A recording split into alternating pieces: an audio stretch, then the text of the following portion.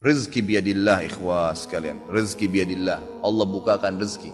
Saya cuman karena tidak enak kalau saya mau menceritakan keadaan saya pribadi ya. Kalau pengalaman saya pribadi terlalu banyak bukti-bukti nyata subhanallah yang saya hadapin pribadi. Pada saat lagi terdesak dari sisi ekonomi, godaan luar biasa. Ada pinjaman yang berbunga, ada yang begini, ada yang begitu. Tetap saya tolak, saya komitmen. Sampai pada titik terakhir, titik klimaksnya saya pertahankan, Allah berikan jalan keluar yang tidak masuk di akal ikhwan. Betul-betul tidak masuk di benak saya. Saya ceritakan salah satunya, pada saat saya ada masalah kemarin di Kalibata. Ini untuk diambil ibrah saja. Restoran saya buka 2 tahun 8 bulan. Kemudian saya pertemukan antara omset sama bayar sewa dan ya, service charge-nya. Karena di mall ada service charge maka tidak cukup, tidak berimbang. Saya merasa selama hampir 3 tahun tidak mendapatkan keuntungan. Lalu saya berpikir untuk menutup restoran itu. Dan pada saat itu subhanallah saya berpikir restoran ini sudah saya tutup aja deh. Saya jual aja. Mungkin dengan kesibukan dakwah, beberapa ikhwah juga yang saya amanahkan di situ sudah ada yang satu yang sudah niat mau kuliah, udah nggak bisa lagi lanjut. Saya bilang oke lah baik. Selama 3 bulan vakum, nggak bisa bergerak sama sekali. Pada saat itu subhanallah 1 rupiah pun ikhwah saya nggak punya duit. Allah jadi saksi, saya bingung waktu itu bagaimana caranya untuk mencari jalan keluar nih. Jual restoran pun akan dilelang dalam kondisi murah. Restoran itu sudah besar asetnya. Ini gimana caranya, saya nggak punya duit. Mindahin ke tempat lain butuh uang untuk sewa, gitu kan. Membuka lagi butuh uang yang baru untuk membayar sewa yang tertunggak, gitu kan.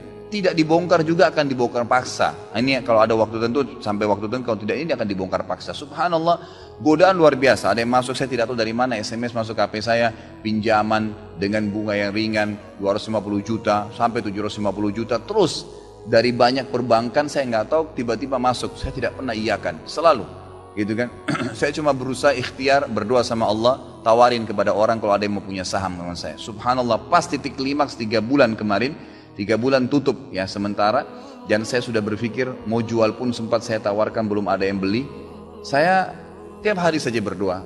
Di masjid ini saya kedatangan seseorang, jemaah pengajian saya, bukan jemaah pengajian sebenarnya, dia rutin mengikuti ceramah kita ya yang diupload di YouTube dan tinggal di Paris. Orang Indonesia, orang kita tapi tinggal di sana. Datang selama ini dia selalu kalau saya punya program gali sumur diikut. Ada program kemarin badal haji, ditipin uangnya. Selalu program sosial diikutin sama dia. Subhanallah pada saat lagi dia bilang sama saya SMS, Ustadz saya mau ke Jakarta, saya ingin hadir pengajian Ustadz langsung. Saya bilang baiklah kalau gitu silahkan fadhal. Selesai pengajian kita waktu itu selesai jam 9 malam, kurang lebih seperti jam-jam seperti ini. Lalu kemudian dia datang sebelah saya belum pernah lihat orangnya. Lalu dia salaman sama saya, dia bilang Ustadz saya Pak John Firdaus, dia bilang sama saya gitu. Terus saya bilang, oh iya Pak, saya belum paham nih. Dia bilang, saya yang dari Paris Ustaz. Oh antum, terus salaman lah, ngobrol-ngobrol. Sampai ke mobil gitu kan. Saya sempat kasih dia beberapa buku yang biasa saya bawa di mobil. Ini akhi, mungkin antum bisa baca-baca di sana sama keluarga dan seterusnya. Sebelum berpisah, dia bilang sama saya, Ustaz saya sempat bawa teman ke Kalibata. Kok saya mau ajak makan, tutup tempatnya Ustaz. Oh iya, ceritanya ada tunggakan pembayaran yang belum saya bayar dari sewanya karena tidak cukup antara omset penjualan dengan ini. Oh gitu Ustaz, iya. Kira-kira butuh berapa biaya? Saya bilang, mungkin saya butuh sekitar 250 juta untuk memutar kembali restoran ini. Karena butuh ada tunggakan 168 dan saya harus dengan biaya operasional sekitar 250 juta. Rencananya memang saya mau buka saham kalau memang ada yang mau masuk. Dia bilang sama saya tiba-tiba, ini cuma mau berpisah di sini, di depan masjid ini, dia bilang sama saya, Ustaz kalau Ustaz bilang, saya baru saja kemarin masukin anggaran dana saya 400 juta di satu perusahaan. Kalau saya tahu saya akan ikut sama Ustaz. Ya sudahlah akhi, qadarullah nggak apa-apa gitu kan. Tapi kalau emang Ustadz mau, saya coba pikirkan, nanti saya pertimbangkan. Kira-kira berapa? Saya bilang saya akan buka saham 250 juta itu 10% dari omset antum akan ambil. Karena aset restoran sekarang 2,5 M. Baiklah, dia bilang sama saya gitu. Saya pulang ke Paris ini, hari Senin saya berangkat, saya bicara sama istri, saya langsung kasih berita ke Ustadz, lalu saya kasih. Baiklah saya bilang kalau begitu. Dia pulang, subhanallah, saya pikir ya sudahlah, ini mungkin dia mau pertimbangkan lagi. Malamnya, pada malam itu juga, dia tiba-tiba SMS ke saya, dia bilang, Ustadz setelah saya musyawarah sama istri, saya akan transfer ke Ustadz dengan jumlah 250 itu, supaya bisa bergulir dan saya siap mengambil 10%-nya. Gitu kan, saya sujud syukur kepada Allah, alhamdulillah ada jalan keluar gitu. Subhanallah saya ke Kalibata, saya bicara besoknya sama GM-nya, saya ngobrol, ini gimana jalan keluar, saya sudah ada duitnya sekarang dan mau diputar. Oh udah nggak bisa Pak Khalid, ini kan sudah 3 bulan vakum, udah nggak bisa, harus dibongkar, udah tutup, nggak bisa lagi. Kalau Pak Halid mau pindah tempat lain silakan, atau mau buka sini kembali harus ganti nama. Baiklah, saya coba kembali kepada Allah SWT lagi berdoa, ya Allah berikan petunjuk, ada apa sebenarnya ini, bagaimana jalan keluarnya. Hati saya subhanallah cenderung untuk keluar, gitu kan. Udahlah mungkin saatnya untuk keluar dari situ, karena memang selama ini ada teman-teman saya berikan masukan juga yang sering datang, akhi di sini parkiran susah, akhi di sini kadang-kadang tidak ditahu dan seterusnya, lebih baik kalau ente keluar. Saya tiba-tiba berpikir mungkin saya keluar deh, saya iseng aja di condet saya mutar-mutar, coba deh saya cari ruko, mungkin ada dengan 250 juta daripada saya bayar ke Kalibata, mendingan saya sewa ruko, mungkin bisa sewa 2 tahun, ya, mungkin 75 juta, 100 juta per tahun, saya bisa dapat 2 tahun, lalu saya coba gulirkan lagi. Dengan izin Allah, di depan rumah, di Jalan Raya Condet itu dekat rumah orang tua saya, ada satu ruko, 2 ruko disambung, 3 tingkat, dan ruko itu bekas travel haji umroh, gitu kan. Pas dipasang spanduknya disewa, dikontrakin, gitu kan. Saya langsung tanya, saya telepon, setelah saya tinjau beberapa lokasi, kemudian saya tanya telepon.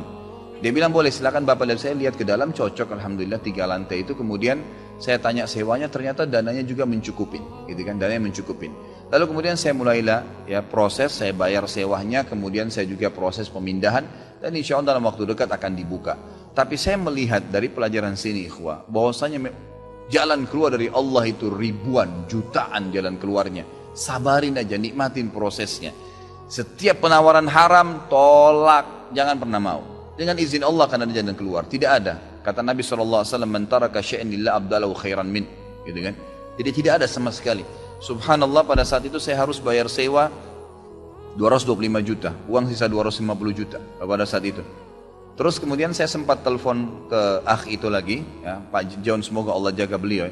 Saya sempat telepon, kemudian saya katakan, akhi, kemarin antum bilang antum sempat masukin dana 450 di 400 di Jakarta itu.